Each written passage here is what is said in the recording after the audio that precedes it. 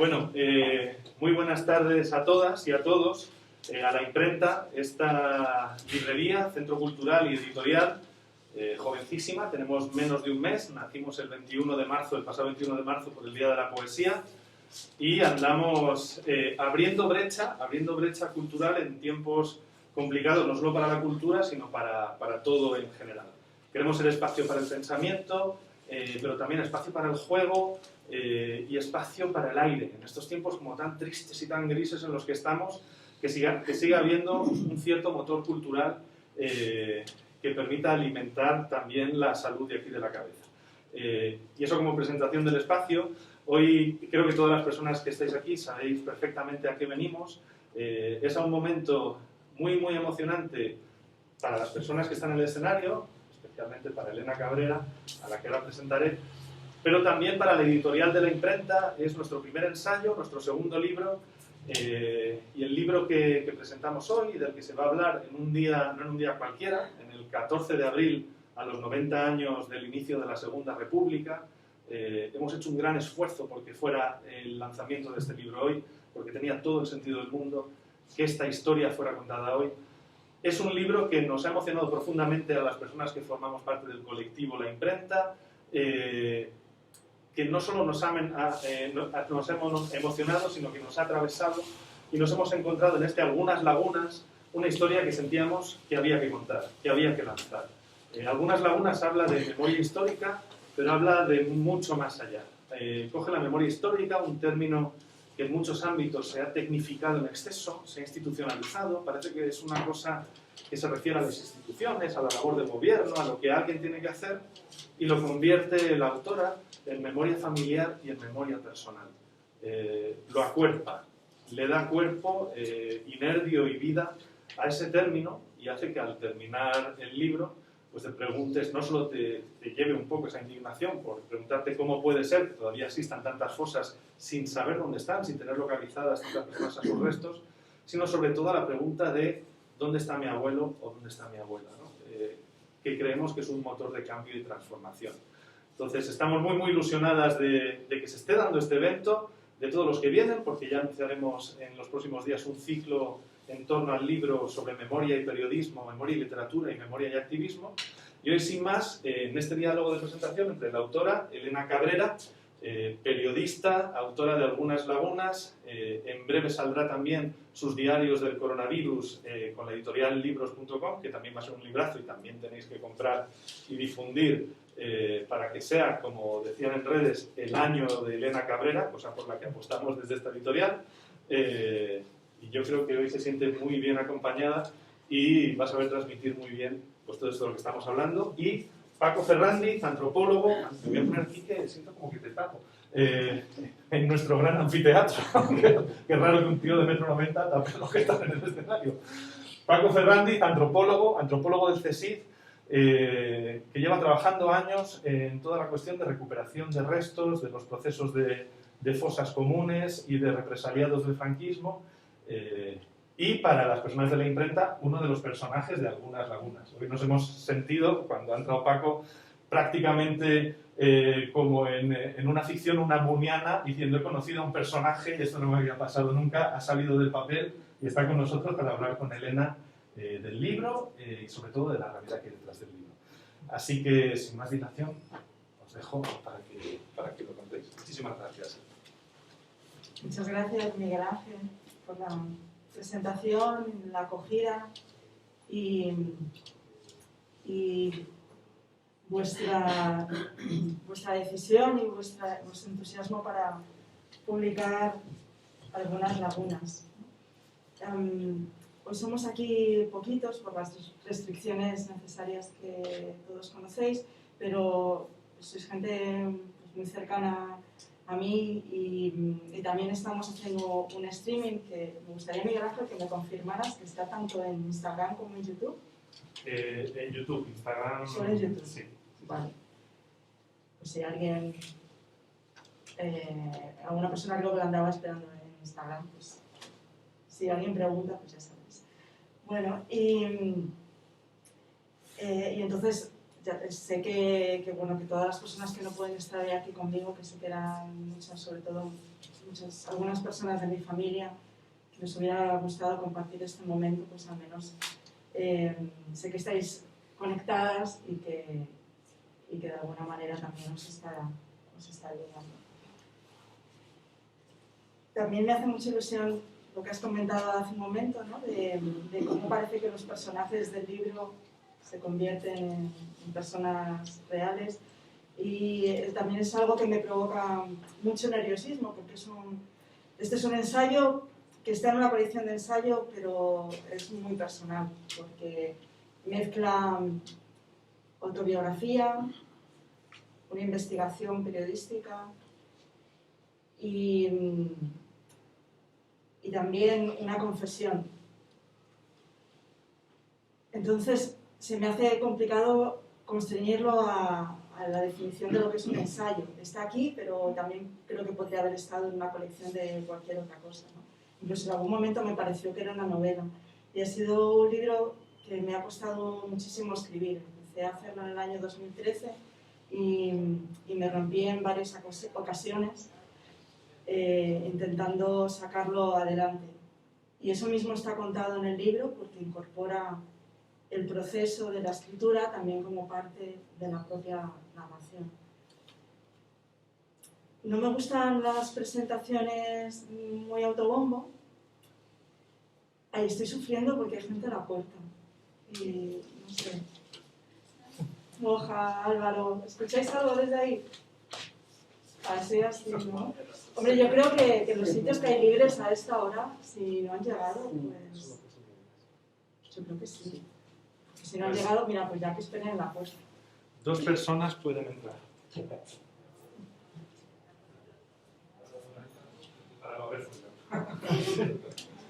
Hombre, es que Moja es altísimo. Si se pone adelante, yo sé que no me cae. Cuando nos decidamos... Vale. Igual hemos acabado. Vosotros a lo vuestro.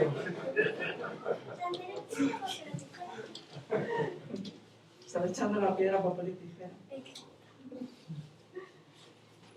Como decía, que todas estas presentaciones de libros pues siempre me da mucha vergüenza ajena, la verdad, cuando voy a ellas, porque me doy cuenta que están hechas para decir lo estupendo que es el libro y animar a la compra, que todo está muy bien y también espero que se venda este libro, pero a mí me gustan más las presentaciones en las que se aprenden cosas, y por eso he querido invitar a Francisco Ferrandiz, que es una persona importante para mí y para este libro, porque le realicé una entrevista. Una parte de ella la vais a poder leer vosotras también en el libro, que para mí esa entrevista, junto a la lectura de tu libro, las fosas de la memoria. El pasado bajo tierra. El pasado bajo tierra. Tampoco me acordaba. Súper importante y no me acordaba del título. Bueno, estas cosas. Bueno, pero sí, que fue el libro que salió y por el motivo por el que te hice en esa entrevista, pues para mí me sirvió mucho porque me encaminó y me ayudó a entender las cosas, porque yo empecé a hacer reporterismo sobre memoria histórica de una manera pues muy bruta, que no sabía absolutamente nada, y eso también lo vais a poder leer en el libro, ¿no? Yo directamente empecé a hacer cosas porque en el diario.es en ese momento no había otra persona que las hiciera, no tenía un especial interés, y en una presentación de otro libro, de algo, en la librería Traficantes de Sueños, pues conocí a alguien que ese verano se iba, bueno, no lo conocí en ese momento, pero tuvimos una conversación donde me explicó que se iba a excavar. Y para mí eso destapó pues, una realidad que desconocía, que era que las exhumaciones, las excavaciones para realizar exhumaciones, para abrir fosas en España, se estaban haciendo con voluntarismo. Y no de una manera profesional, porque el dinero ya se había agotado. Así que ese fue mi primer reportaje, y a partir de ahí empecé a hacer un montón de ellos, pero estaba bastante perdida. Y entonces, conocerte a ti, de alguna manera me llevaste de la mano para abrir el foco y entender muchas cosas. Y además, Paco es un conversador maravilloso y es un entrevistado perfecto, o sea, es que no se puede pedir más de un entrevistado de lo que eres tú, porque lo das todo y más. Y hasta ese punto que la entrevista que te hice ocupaba 3 veces más en el primer manuscrito, que algunas personas que están aquí lo leyeron, y yo estaba muy preocupada porque estaba prácticamente la entrevista entera y yo decía, pero no os aburrís de 20 páginas de Paco Fernández aquí hablando y hablando. Y me decían que no, pero en el último momento yo pensé que eso no era un libro, que había que acortarlo un poco, pero con un poco de intención de expandir el libro, que es algo que este libro pretende también con los QRs que vais a encontrar, que no os quiero desvelar mucho, pero que pues eso, llevan a unas notas al margen. Pues de alguna manera esta presentación también es una nota al margen, porque es una expansión de ese capítulo en el que tú eres personaje o participante, y me permite que parte de lo que tú me has dado a mí se lo podamos dar también a las lectoras y los lectores del libro. Entonces quiero darte las gracias por estar y por todo lo que me has ayudado en estos años de trabajo periodístico sobre memoria histórica, y también que nos hagas un poco una aproximación de cómo has visto este libro, que no sé si lo has podido leer entero, al menos una parte, y en qué momento, no sé, de la literatura, no en géneros, o sea, no en un sentido únicamente de literario, ¿no? Sino de la producción que se publica sobre memoria histórica, pues en qué momento y en qué situación se escribe. No sé, ahora yo creo que es el momento de comprar la entrevista esta que has vendido también. Sí, para mí fue una sorpresa cuando Elena me contactó hace una semana, no más, ¿no? Y me dijo que tenía un libro, que lo quería presentar y que yo era un personaje... Hola.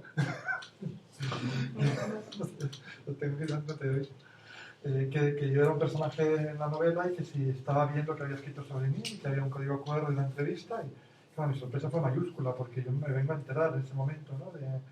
de esa escena tan tremenda que tú narras, ¿no? De además cómo te desnudas, ¿no? Emocionalmente. Bueno, estábamos hablando, lógicamente, pues, de todo el proceso de exhumaciones de fosas comunes, que es un tema que llevo siguiendo desde el año 2002 a todos los niveles, y bueno, construyendo equipos de investigación y movilizando reflexión, ¿no? sobre el tema, y tratando de que el debate sea cada vez más enriquecedor.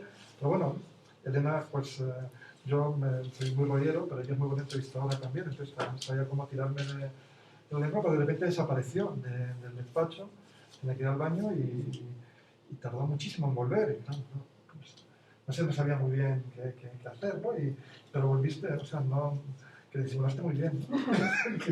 Ahora en el libro me entero, pues, que claro, que tuvo un ataque de ansiedad por el tipo de temas que estábamos trabajando, la forma en la que lo estábamos enfocando. Entonces, de alguna manera, cuando me escribiste por WhatsApp, pues me arrastraste dentro del libro, un libro yo, de manera completamente inesperada. No tenía ni la más remota idea de que estabas escribiendo el libro, ¿no? Y mucho menos de que este incidente había tenido esa importancia, digamos, en tu aproximación a la historia de tu familia. Entonces, pues ahora me siento casi como honrado, ¿no? De formar parte de esa gran historia, ¿no?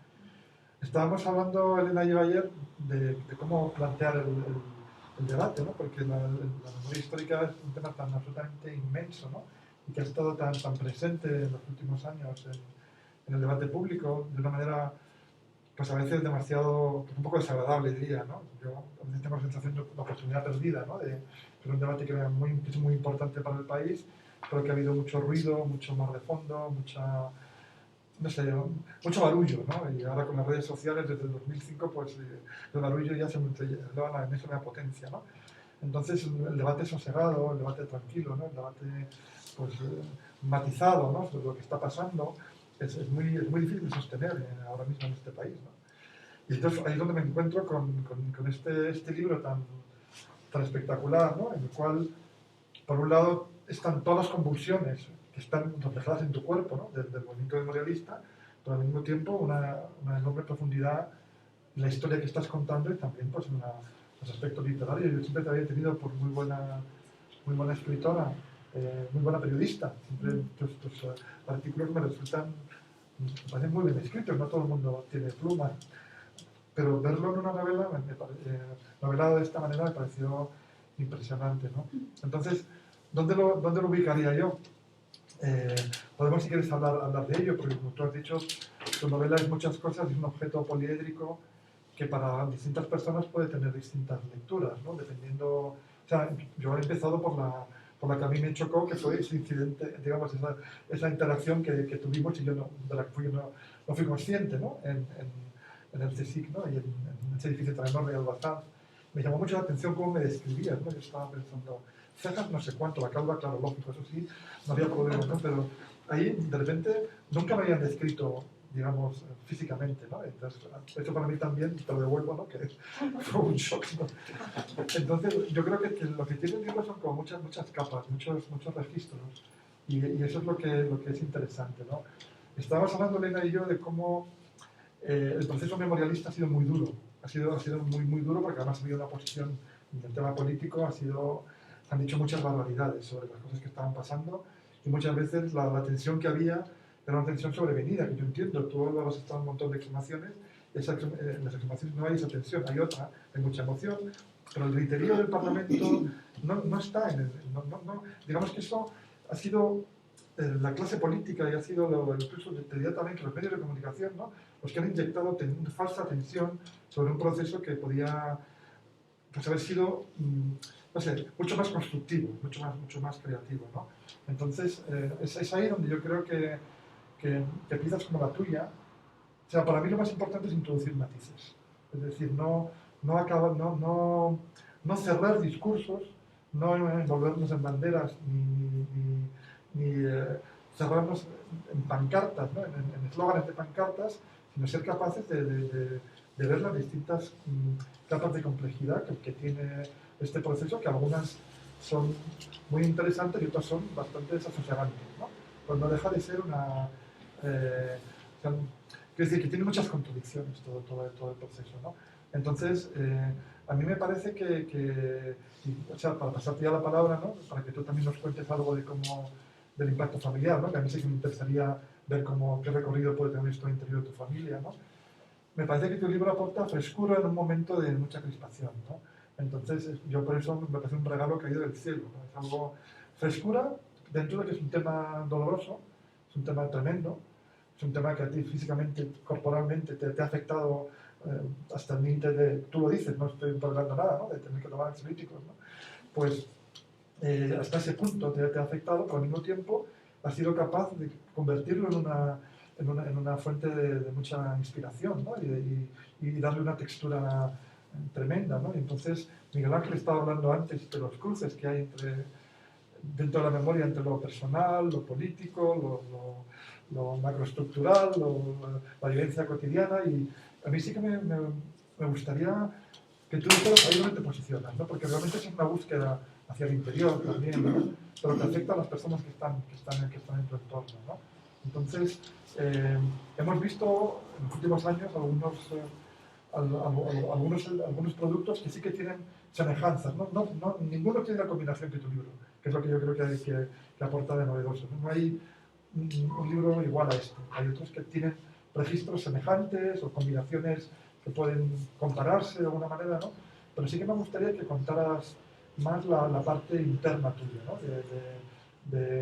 Físicamente, ¿no? Como lo has mencionado un poquito, a ver si lo puedes elaborar, y sobre todo cómo has llegado a tu abuelo. Es decir, porque claro, los datos que tenías eran minúsculos, eran prácticamente como operaciones de diversión de la familia, ¿no? De no hablar del tema, ¿no? Eran como espejos rotos donde no podías mirar. Entonces, ha sido a través de la novela, de imaginarte lo que pasaba por esas calles de Toledo, que yo casi no conozco, me da vergüenza, pero que me veía Zocoberta, arriba, Zocoberta, abajo. Bueno, lo estuve mirando por internet y estuve viendo las calles y tratando de pues, ver qué es el mundo que estabas evocando, ¿no? Esos momentos previos a la guerra civil, ¿no? Y luego la propia guerra y el asesinato de tu abuelo y esos muertos, tu bisabuelo flotando en el río, bueno, hay imágenes de enorme poderío en tu libro, ¿no? Entonces, bueno, yo ya si no es que me paso hablando aquí toda la hora, y entonces te lo devuelvo un poco para que nos digas ahora, nos comentes cómo ves tú que este libro incide en tu entorno familiar, al mismo tiempo que si lo pones en la pantalla grande, ¿no? Pues puede ayudar a entender la complejidad del proceso en su globalidad. Sí. Bueno, para mí ha sido una fuente de nervios muy grandes y de tensión, de preocupación, cómo fuera a ser leído y entendido este libro en mi familia. De hecho, mucho tiempo estuvo en el cajón del disco duro porque no me veía capaz de sacarlo adelante, porque no pensé que pudiera confrontarlo. Porque esta historia viene de un reportaje periodístico que se me va de las manos. Yo nunca he tenido la intención de contar la historia de mi familia, pero hubo un momento de cierta vaguería periodística en la que yo pensé, ¿para qué voy a buscar a una familia que quiere encontrar a un desaparecido si lo puedo hacer conmigo misma? Y dije, bueno, pues eso que me ahorro. Y hasta ese momento, hasta esa pregunta, nunca se me había ocurrido preguntarme dónde estaba mi abuelo, porque nunca había sido un tema sobre el que se hablara en mi casa, ¿no? Y entonces ahí es cuando empiezo a tirar del hilo y empiezo a primero recordar qué es lo que yo sabía, me di cuenta de que es muy poco, y luego comienzo a preguntar a mi familia más cercana y luego voy ampliando los círculos familiares, ¿no? Entonces lo primero que encuentro son contradicciones. Miento, porque de las contradicciones me di cuenta más tarde, ¿no? Primero encuentro como una especie de mitología, ¿no? Me dicen, tu abuelo era camarero en un bar de Toledo y tuvo la mala suerte de que ocurrió una pelea entre republicanos y fascistas y estaba en el momento equivocado, en el lugar equivocado y entonces, murió. Ya está. Entonces empiezo a tirar de ahí, yo no sé dónde está enterrado mi abuelo, yo no sé nada más y acabo pasando muchas noches mirando hemeroteca. Y entonces empieza a aparecer el nombre de mi abuelo en los periódicos. Y esto es algo que no sabía. Y en los periódicos de 1934. Entonces, tirando para atrás, es cuando voy viendo quién era realmente mi abuelo. Hoy tengo pues, el honor y el placer de estar acompañada por una persona de mi familia, que es Lola, que me ha ayudado muchísimo en el libro y que también gracias a ella he podido entender de rellenar muchas de esas lagunas que me faltaban, ¿no? Y he podido comenzar a hacer esa confrontación, ¿no? Yo le podía decir a Lola, es que yo sé esto sobre mi abuelo, y ella me decía, pues hasta donde yo sé, hay esto. Y entonces empezaba a ver que ahí las cosas cojeaban y también podíamos, entre Lola y yo, empezar a hablar cómo es nuestra familia, ¿no? De las cosas de las que no se hablaban en la familia. También empiezo a ver que nuestra familia pues, es muy facha, está muy relacionada con la falange, controla la producción del pan en Toledo en ese momento, que es una industria importante, ¿no? Y ahí mi abuelo es el cuñado, ¿no? Es la figura que se casa con una mujer que pertenece a esa familia y entonces empiezo a entender un poco más que ahí hay un conflicto político dentro de la familia. Y entonces cuanto más conozco, menos comprendo. Me pregunto, ¿hasta dónde puedo conocer? Y hay un momento en el que es un tope, en el que ya a partir de ahí no sé nada. Y de esto también hablo en el libro, ¿no? ¿Qué haces cuando ya no sabes nada? ¿Qué hace la literatura sobre la memoria cuando desconoce lo que ha pasado, ¿no? Fabula, se lo inventa, se detiene. Entonces esto también está incorporado en el libro. Y no quiero revelar el final del libro, o sea, no quiero contaros dónde está mi abuelo, pero sí os puedo decir que finalmente lo encuentro. Y saber dónde está es lo que me provoca un dolor, es que no quiero utilizar de nuevo la palabra conflicto, pero viene a ser eso, como un nudo grande, que es, si estaba ahí, ¿por qué nunca supe que estaba ahí? ¿Por qué nunca se habló de esto? Como mis padres ya no están, han fallecido, y muchas las personas que podían saber en nuestra familia tampoco están, yo ya no tengo a quién preguntar. Te tengo a ti, Lola, no tengo muchas más personas, ¿no? Y entonces por eso el libro se llama Algunas lagunas, ¿no? Porque siempre va a haber lagunas en nuestra historia. Y entonces la parte que he podido rellenar de laguna pues me ha producido muchas más preguntas de las que tenía en el principio. Por cierto, el título del libro es precioso. Parece que tiene una sonoridad, bueno, la sonoridad es evidente, ¿no? Pero yo creo que es una construcción, ¿no?, que refleja muy bien lo que ha sido el proceso memorial. Algunas, y en algunos casos, muchas, ¿no?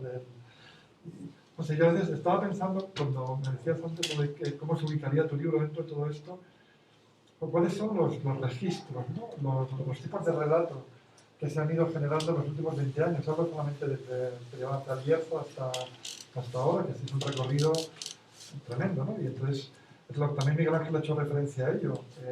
No solamente está el discurso institucional, que en algunos casos ha llegado tarde, en otros casos siempre muy complejo, pero es que hay muchos discursos de distinta categoría, digamos, de distinto estatus epistemológico funcionando al mismo tiempo, ¿no? Porque está, por ejemplo, el discurso forense, ¿no?, que también Álvaro lo conoce muy bien. Es un discurso muy potente, muy poderoso, que en el caso, nosotros estudiamos todo el proceso memorial en un marco comparado, ¿no?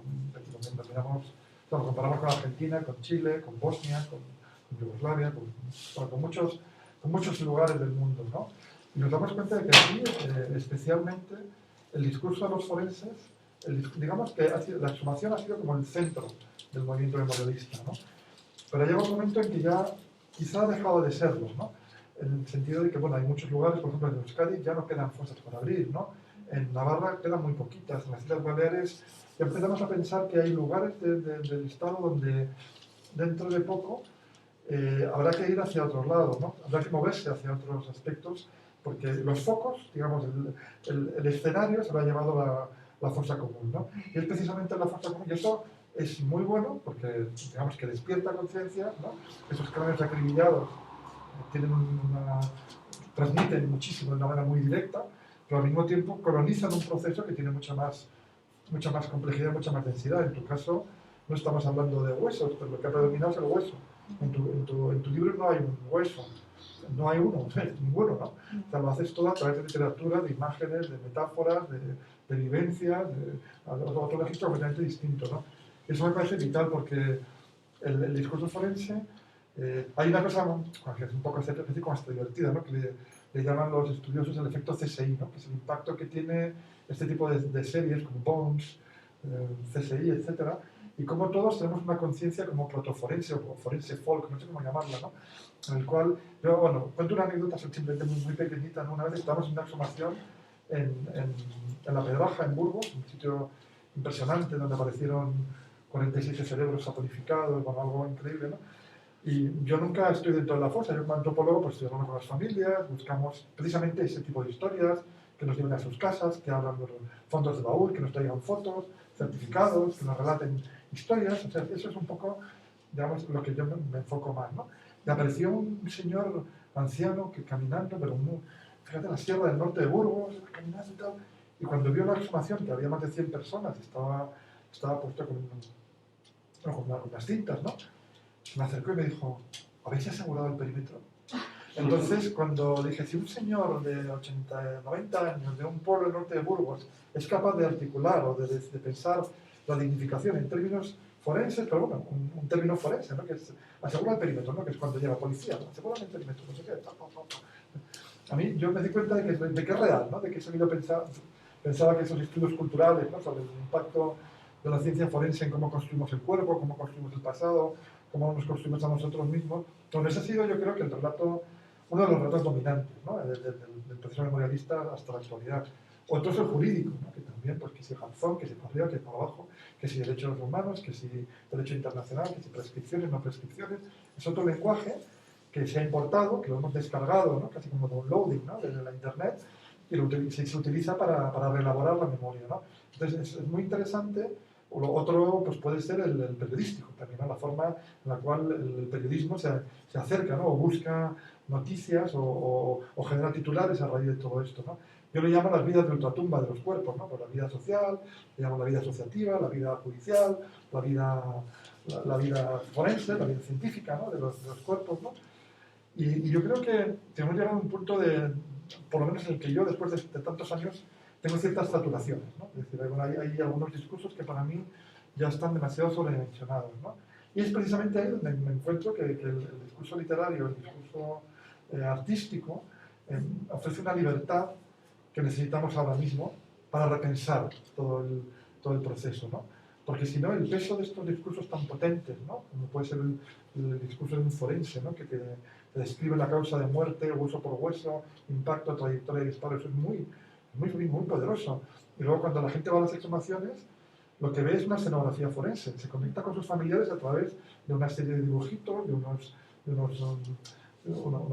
unas chinchetas de colores que marcan objetos, casquillos de bala, etcétera, etcétera. Entonces la conexión es forense y luego ellos explican, hoy hemos encontrado 3 individuos, individuo 1, 2, 3. Entonces la relación con el pasado es a través de esos discursos forenses. Eso es muy importante, digamos, no digo que sea de bueno ni malo, es como ha sucedido. Es muy importante y es algo que hay que analizar y ver cuál ha sido el impacto que ha tenido, ¿no? Pero es que es ahora cuando yo creo que los que escribís, los que tenéis esa capacidad de construir metáfora, ¿no? de construir imágenes poderosas, ¿no? de lo que fue aquello en otro registro, ¿no? Es vuestro momento, ¿no? Me estaba acordando también yo tengo un amigo que es poeta de un pueblo de Ávila que estuvo investigando la represión en su pueblo cuando los republicanos asesinaron a 11 personas al principio de la guerra. Luego fueron prácticamente 10-1, o sea, fue en un pueblo de 600 habitantes, un 10% de la población, entre ejecuciones, una cosa terrorífica, ¿no? Él empezó a investigarlo porque su abuelo había sido fusilado, ¿no? Y no sabía en qué registro ponerlo. Y primero hizo una especie como de crónica, una crónica, que sería el libro que yo podría comparar al tuyo, de los que yo conozco, ¿no?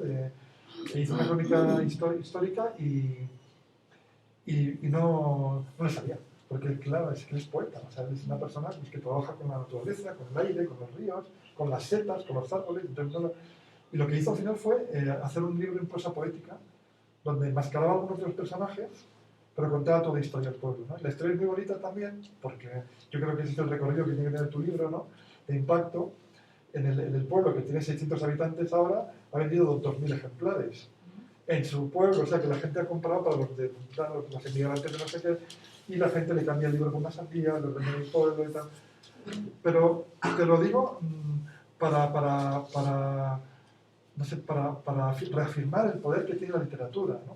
Que a veces pensamos que para movilizar un proceso de memoria tiene que haber una fosa, pero es un libro, también lo hace, ¿no? De otra manera, con otros... Entonces, bueno, hay que buscar ahora las formas para que tu libro se expanda, ¿no? y construya otro tipo de relatos, ¿no? de memoria en torno a él, ¿no? Yo no sé qué es lo que tienes pensado hacer ahora, qué recorrido sería el ideal para ti de este libro, ¿no? ¿Qué tipo de impacto quieres tener tú dentro de este debate memorial con tantos registros que yo estaba tratando de escribir? Un poco presente, ¿no? Sí, no. Hay como 3 cosas que te quiero contestar, espero que no se me vaya ninguna. Antes de ir justo a esto último, la primera es que para mí uno de mis gatillos emocionales han sido los huesos, ha sido asomarme a una fosa, ha sido ver una devolución de restos, han sido, como tú dices, esa escenografía forense, ha sido René Pacheco, el forense de la RMH, y esto que hemos hablado alguna vez de el cariño con el que los forenses desentierran los huesos, ¿no? Que está contado, ya no sé si está al final del libro o no, pero está en nuestra entrevista, ¿no? Como, creo que sí que está, ¿no? Como tú explicas, cómo van cambiando de herramienta para que vayan asomando los huesos con mucha delicadeza y mucho respeto, ¿no? Entonces, para mí eso al principio era muy fascinante periodísticamente, pero me generaba ataques de ansiedad muy fuertes, de manera que yo cuando volvía a un cementerio o cuando tenía que escribir los reportajes después de haber estado en estos sitios, yo sufría ataques de pánico. Yo era incapaz de realizar mi trabajo. Así que al escribir este libro tenía la idea yo pensaba en mi abuelo como huesos, ¿no? Y en algún momento me planteo, y lo cuento en el libro, de si no debería yo pedir una exhumación de los restos de mi abuelo para poder demostrar que hubo violencia en su muerte. Y hubo una temporada donde yo me obsesioné con eso y yo pensé, yo quiero que esos huesos salgan para que me puedan confirmar materialmente, es verdad que tu abuelo ha sido asesinado. Entonces yo me podía agarrar al hueso, ¿no? Y como te digo, eso me creaba mucha me estrujaba las tripas. Y cuando me di cuenta de que eso no me iba a llevar a donde yo quería, y además que pudiera ser imposible, empecé a pensar que el hueso debía rellenarlo con carne, con piel y por tanto con historia. Y utilizando las herramientas periodísticas que yo sé manejar y las intuiciones que tengo, podía hacer de mi abuelo una persona viva y no unos huesos. De ahí que al final, desde mi punto de partida, pues haya llegado a hacer que Raimundo Cabrera sea de quien yo no sabía nada más que aquel camarero que trabajaba en Zocodover, al que mataron por casualidad, sea alguien que yo podría haber conocido, que puede estar ahora mismo aquí sentado y ver que sé muchísimas cosas y que además le he recreado como personaje aquí. Antes de este libro, Raimundo Cabrera no existía. Era una línea en el listado de represaliados por el franquismo que tenía, pues, por ejemplo, el Foro de la Memoria de Toledo, que fueron los primeros que a mí me proporcionaron una primera indicación de qué había pasado con mi abuelo, ¿no? Ahora Raimundo Cabrera ya no es un número ni es un asiento en el libro de muertos, sino que es una persona que hizo cosas y a la que le pasaron cosas por las que yo he creado una reparación.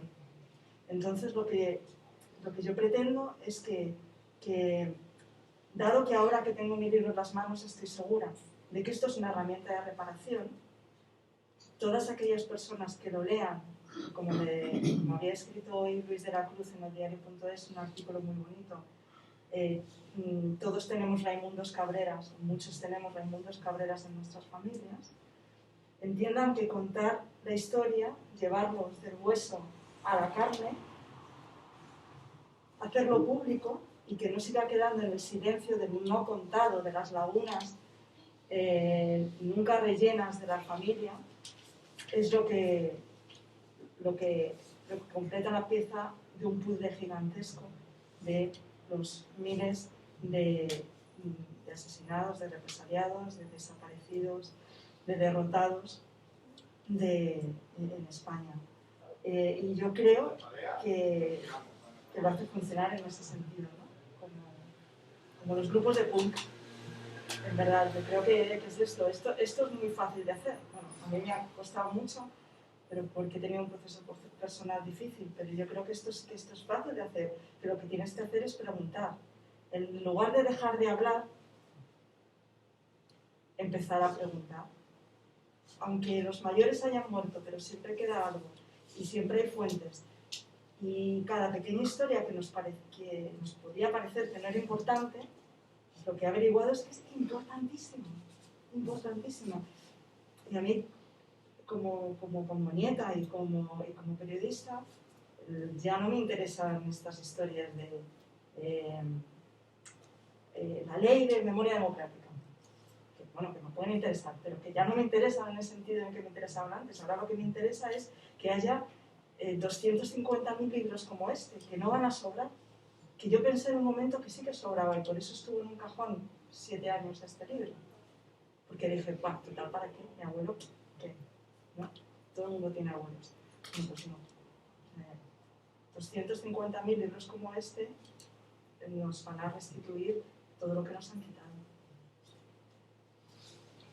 Sí, hay una cosa que has comentado, bueno, que está en tu libro también, que pasa en muchas familias, ¿no? Y es el pensar que los habían matado sin que hubieran hecho nada, ¿no? Que es una especie de borrado de la agencia política o sindical o agraria, o en el caso de tu abuelo, ¿no? que sí que estaba metido en unos grupos, ¿no? Digamos, de izquierdas, ¿no? en Toledo. Sindicales. Sindicales, sí. Nada más que de organización laboral, sí. Sindical.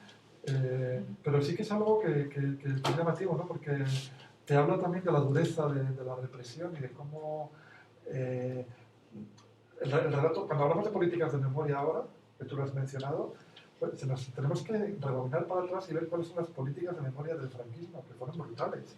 O sea, habla del Valle de los Caídos, por ejemplo, por poner un ejemplo ahí. Eso es política de memoria del franquismo a gran escala, eso es un pedazo, una cosa tremenda, ¿no? Digamos, una herramienta propagandística de mucho nivel, ¿no? O sea, a mí no me gusta, evidentemente, pero hay que reconocerles el mérito de haber hecho una cosa que no sabemos cómo trabajar, ¿no? Entonces, eso yo creo que es importante ver cómo esas políticas de memoria tuvieron un impacto muy directo sobre los derrotados, es decir, que durante al menos una generación, 2 generaciones, ese no hablar o intentar demostrar la inocencia o pensar a tu familiar como una víctima inocente, es algo que también me llama mucho la atención porque es muy común, ¿no? Pero cuando empiezas a hurgar, te das cuenta de que el asesinato sigue siendo un asesinato horrible, porque no tenía nadie por qué matarle por ser un representante sindical o estar trabajando en un sitio para nada, en absoluto. Pero no es una persona que cayera porque estuviera allí por casualidad, ¿no? Entonces, a mí me parece, no sé cómo lo ves tú, ¿no? Sí, esa repolitización también de los... Claro, ¿cuáles son los límites, ¿no? De esa repolitización de tus familiares, ¿no? A la hora de pensar los sucesos que desembocaron en su asesinato. Sí. A mí a veces me da cierto miedo atribuirle a mi abuelo más heroicidad de la que tuvo, ¿no? Porque creo que esto también lo intento contar en el libro, ¿no? Que es el peligro de hacer un Almudena Grandes. Que espero que hablemos de esto con David Becerra Mayor en el ciclo que vamos a hacer, ¿no? Que son los peligros, ¿no? de esta novela épica de la memoria donde todos son héroes y todos hicieron grandes cosas y pobrecitos ellos no sé qué, ¿no? Yo creo que mi abuelo hizo lo que pensó que tenía que hacer, pero no mucho más allá, y que él mismo tenía sus dudas y que tenía sus miedos, y que además de estar inscrito políticamente en una familia muy facha, pues él también se cuidaba, ¿no? de no pasarse de la raya, imagino, ¿no? Y lo sé porque he leído sobre un juicio en el que él declaró, y entonces a él sí que se le veía como que estoy, pero no me quiero meter mucho, ¿no? Y claro, yo ahora tengo esta obligación de contarle a mi familia, empezando por mi familia, que lo que hizo mi abuelo estuvo muy bien hecho. Mi abuelo estaba defendiendo los derechos sindicales de los camareros en el año 34 a que nadie fuera contratado si no fuera con las condiciones que este sindicato había marcado, nada más y nada menos. Además, hay una trama ahí que acompaña el libro y que la que está implicada mi abuelo, que es bueno, pues un acto, digamos, de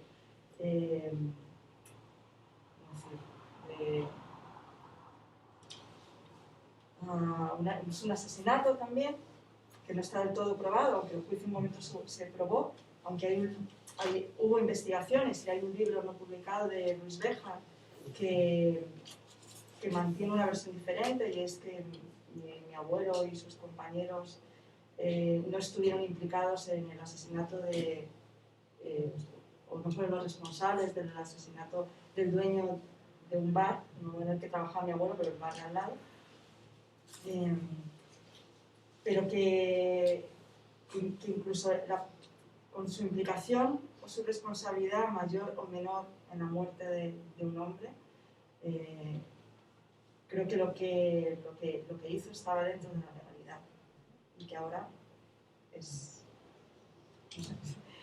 ahora es como un básico, ¿no? Un mínimo. Y entonces hay que ayudar a la familia a reescribir que mi abuelo no puede ser una sombra, que no era un hombre que estaba ahí por casualidad, que no era un sencillo camarero, ¿no? Y entonces hay que cambiar eso en el relato. Que hacia adelante es fácil, ¿no? O sea, aquí está mi hija y ella ya tendrá un relato diferente del que tuve yo. Pero claro, los que están hacia atrás, pues, o sea, eso no se puede cambiar. Es que ayer se ha abierto un debate que sería como muy largo, no sé si nos queda mucho tiempo, ya estamos aquí raspando. Son las 8 menos 5, Uy, sí. Pues sí. Pero estamos a gusto. O sea, mal. Bueno, sé que se tiene que ir. Tú te tienes que ir, vete ya, por favor. O sea, no quiero que te vayas, pero que muchísimas gracias. ¿Por qué se tiene que ir? Porque es el cumpleaños de su hijo. Claro. Pues vamos a cumpleaños todos. Sí, hay que hacer la presentación. A lo mejor hay No, carta, Javier, regalo. me callo, sí. Venga, ya me acostumbrado a eso. Vente. Mira, tenemos hasta una pregunta. ¿Tienes una pregunta? No, quería, no sé, primero felicitarte a ti y a él por su trabajo. Te conozco cuando tenías 16, 18 años 16. y siempre me has parecido una persona muy sensible y honesta y un poco desde fuera, ¿no? Como te veo.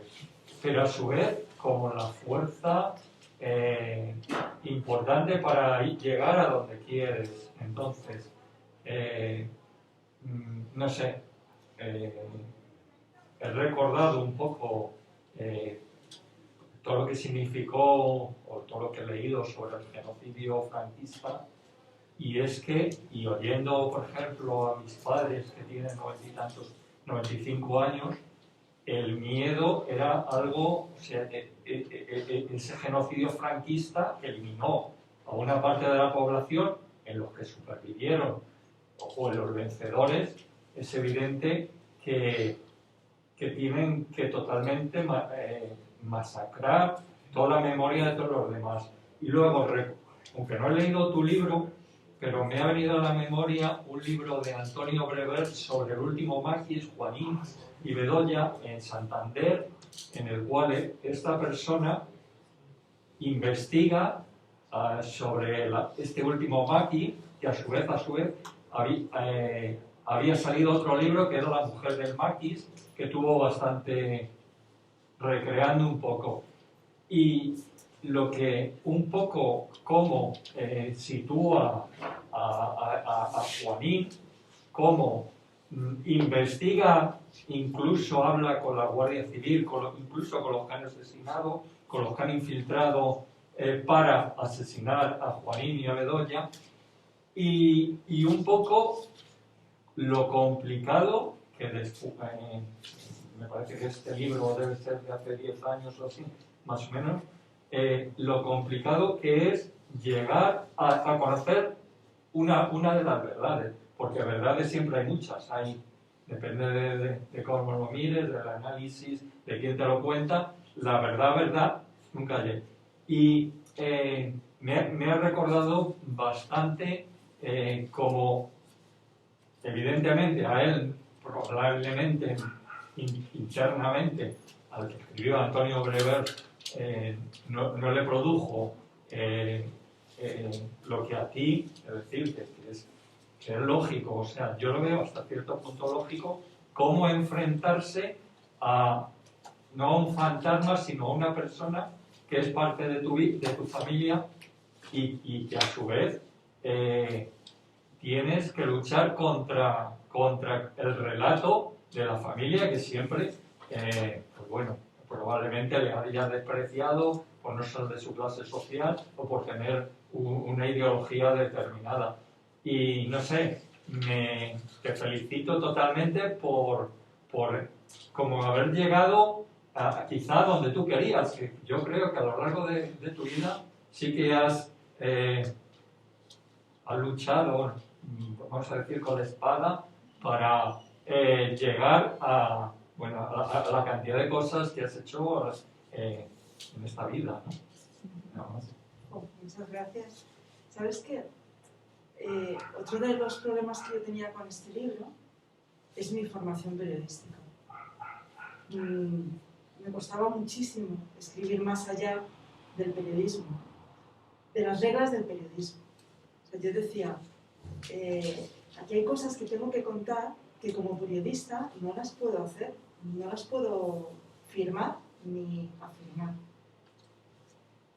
Y entonces llegó un momento en el que, mira, también gracias a Natalia que está aquí, me hace mucha ilusión que haya aquí gente que me ha ayudado tanto a sacar el libro adelante, pero en el que pensé que no podía ser periodista todo el rato. Y que aquí había que aparcar a la periodista si quería contar esta historia.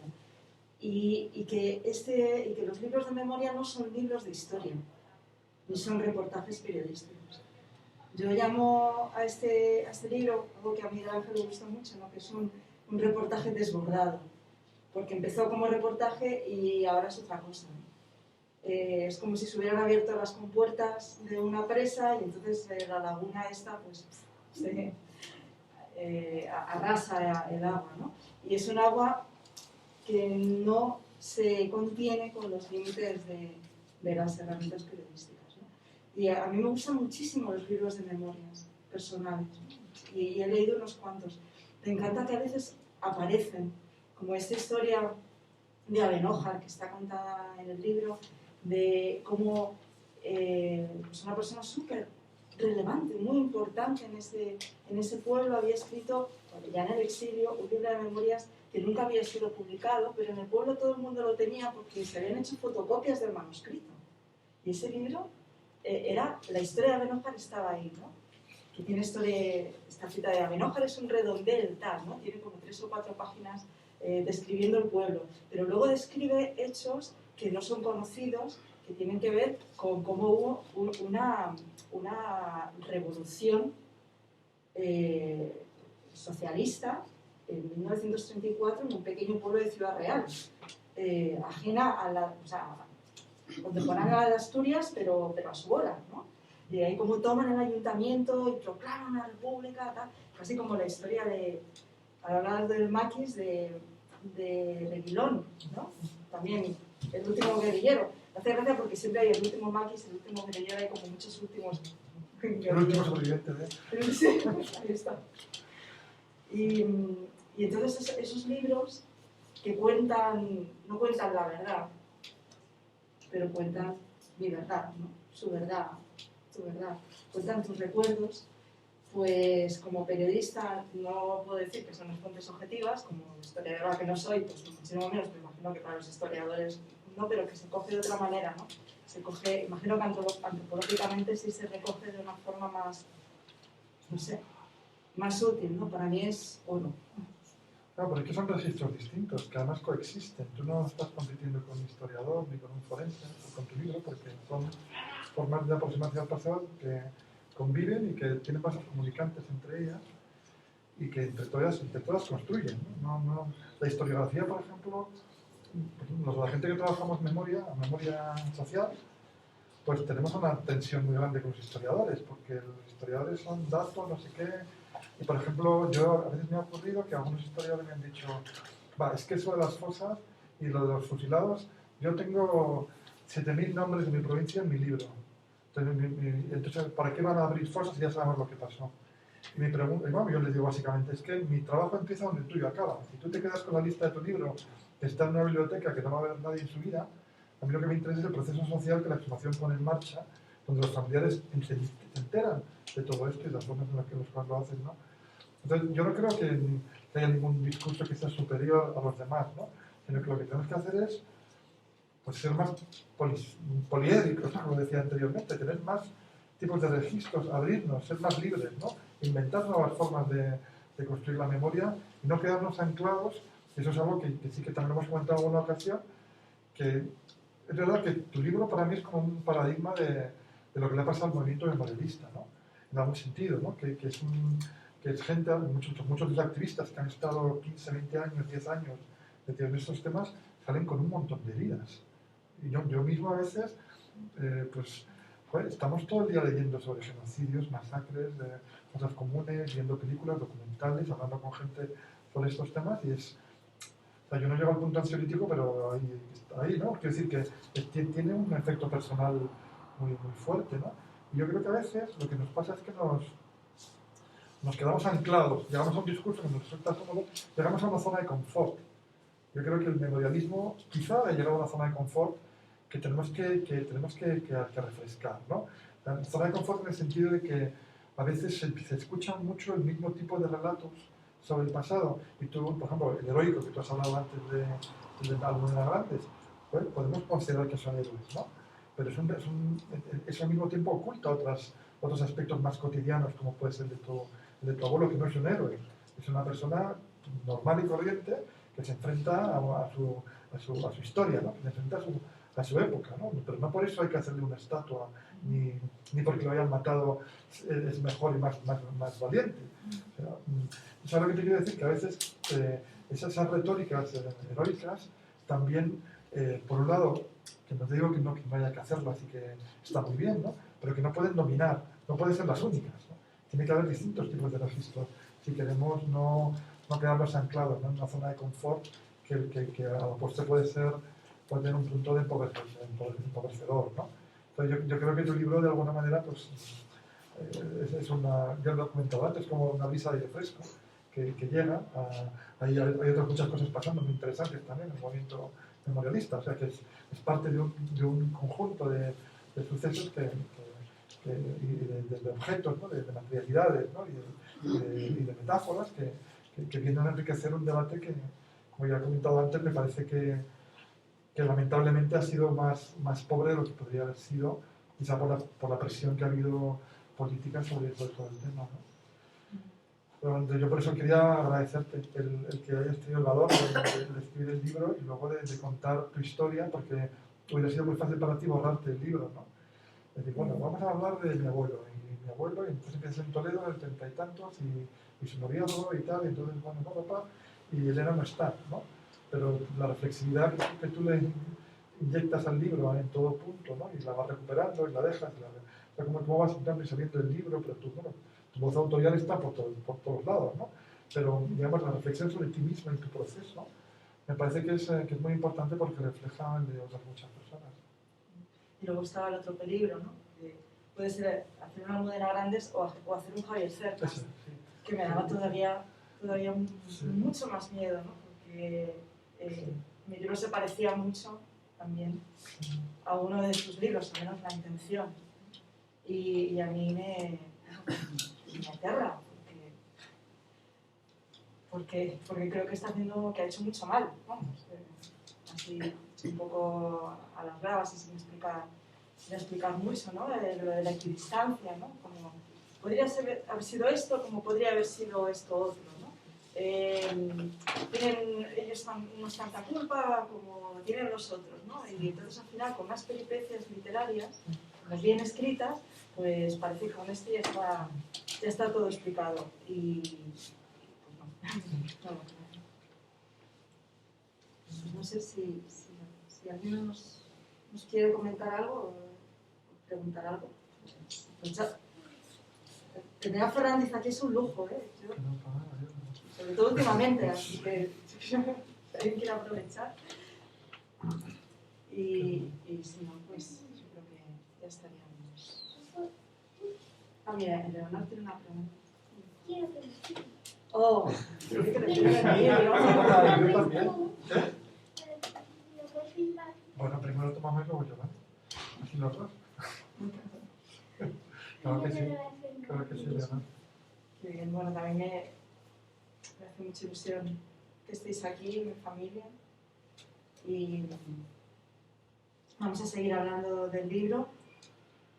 Va a haber una presentación que también va a ser muy importante para este libro porque va a suceder en Toledo, que es el escenario del libro, donde espero que además venga parte de nuestra familia, de los Bertolín, que son también protagonistas del libro y bueno, os contaremos la fecha y además será bonito porque creo que podremos hacer un recorrido por las calles de Toledo. A ti te vendría muy bien, ya que no conoces, entonces podemos recorrer. Me avergüenza. Recorrer cadenas. Creo que ahí vamos a hacer una presentación muy bonita y también vamos a seguir encontrándonos aquí semana a semana durante 3 semanas más en este pequeño refugio del bien, como decís en la imprenta, aquí en Malasaña, donde vamos a poder hablar con personas que, bueno, las que conozco, que me han ayudado a entender las cosas y que también han hecho pues mucho trabajo importantísimo, ¿no? Va a venir Emilio Silva, va a venir Tomás Montero de Memoria y Libertad, Emilio Silva de la RNH, para hablar de activismo, va a venir Cristina Fallarás y David Becerra Mayor para hablar sobre la novela, que yo creo que ahí va a haber salseo, la novela de la memoria y vamos a tener luego también otro encuentro sobre cómo lo hemos hecho los medios, porque es algo que también ya te he preguntado, mucho que me interesaba siempre intentar ver desde fuera, pues si lo estropeamos todo, poniendo el foco donde no debemos o cuando lo hacemos mejor. Y para ese encuentro estará aquí Alejandro Torrús de Público y creo que Olga Carmona, que colabora con nosotros en el diario. O sea, que son todas con voces muy potentes, gente que ha trabajado mucho y que va a ser un placer conversar con ellos aquí pues, durante 3 semanas más. Así que os invito a que vengáis, que lo escuchéis por el streaming. Muchísimas gracias por venir y por leer. Y nada más. Hasta pronto a todos.